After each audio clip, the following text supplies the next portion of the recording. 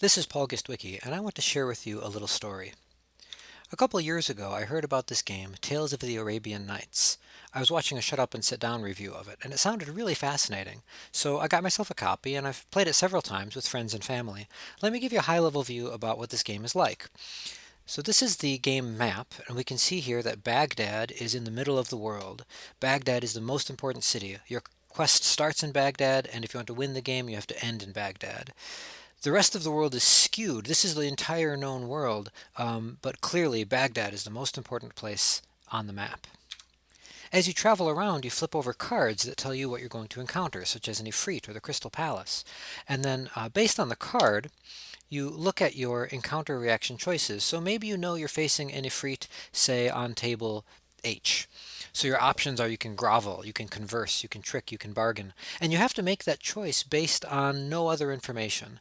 So only knowing you're facing some kind of Ifrit, you're going to make your choice. Uh, and what you do with that choice is you crack open the giant book of tales and you look up a number and you read the paragraph about what happens. Now, it might not be visible here in the picture, but all of these have a similar format. So there's an introductory paragraph or two that tells you about what's happening, and then there's a couple of options based on the skills your character has. So on number 296 there, we can see that if you have no skill, you read one paragraph, but if you have the appearance skill, you read a different paragraph. So you have a little bit of sway into how things go based on whether or not your current set of skills actually matches what choice you're making on that matrix. But in fact, you have very little agency.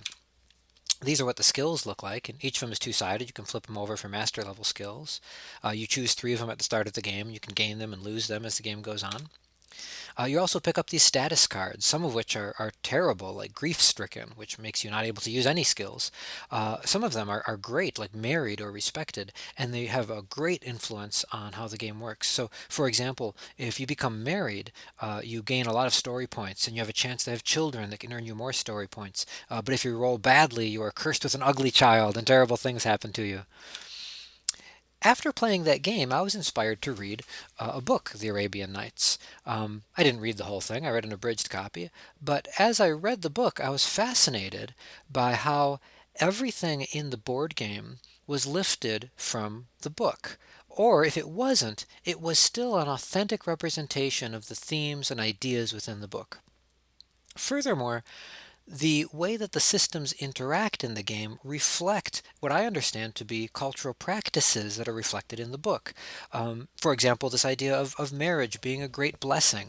Nowhere in the book does it say marriage is a great blessing, but you definitely get a sense that this would have been something that their culture represented. And I learned that from playing the game, and I verified my knowledge by reading the book.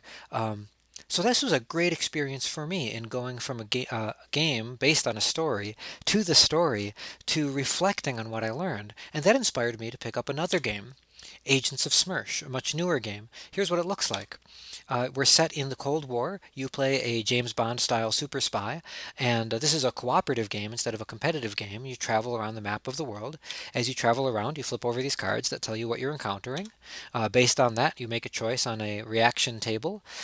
Then you open up the big book of encounters, you read a paragraph, and unlike Arabian Nights, this has dice instead, but I think you can see that there are some similarities here. This Agents of Smersh is definitely a spiritual successor to this idea of narrative-rich games that we see in Tales of the Arabian Nights. This is what the skill tokens look like in Agents of Smersh. We can get these status cards, some of which are good and some of which are bad, and after playing this game, nothing happened. I had no inspiration to go and learn more about the Cold War or about espionage. I didn't go back and watch any old James Bond movies. And the question is, why? Why did that first game inspire me to go and do something outside of the game to learn more about what it presented within the game, whereas Smersh did not? Is it because of differences in the game systems? One of the games is competitive and one is cooperative. One of them uses dice where the other one doesn't. One of them has wide open-ended quests. So was it a difference in the systems? Was it a difference in the content that was being explored? Maybe because Arabian Nights is something that is less familiar to me, it was more interesting and inspirational. Maybe Smersh By contrast, doing spies in the Cold War, that's all played out in my mind. I've seen the James Bond movies. I've played the video games set in this world, and there's just nothing there that really is new to me anymore.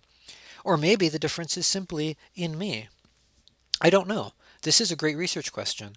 And so that's what I'm currently working on. I'm starting a research project to try to investigate what are the essential properties of these games, how do they relate to the properties of communities, and how can we use these kinds of games to increase literacy at multiple levels.